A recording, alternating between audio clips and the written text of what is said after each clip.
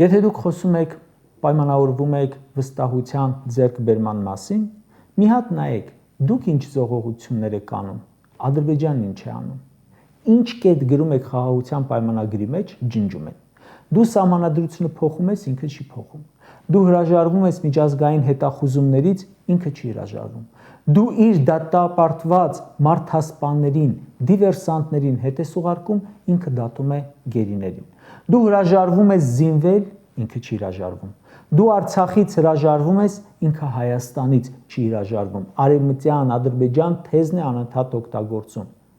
Դու իրեն մեր տարածքներից հողեր, գյուղեր ես հանձնում, ինքը իր օկուպացրած տարածքներից դուրս չի գալիս։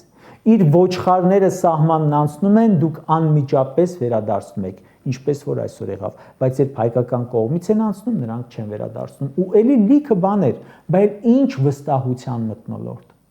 Դու այստեղ խոսում ես, որ ինչ որ ադրբեջանցիներ պետք է գան վերաբնակեցվեն, բայց հազարամյա իրենց տներում ապրող արցախցիների մասին չես խոսում։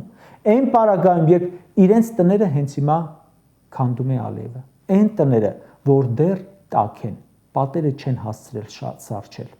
քանդում են, դրանց մասին չես խոսում։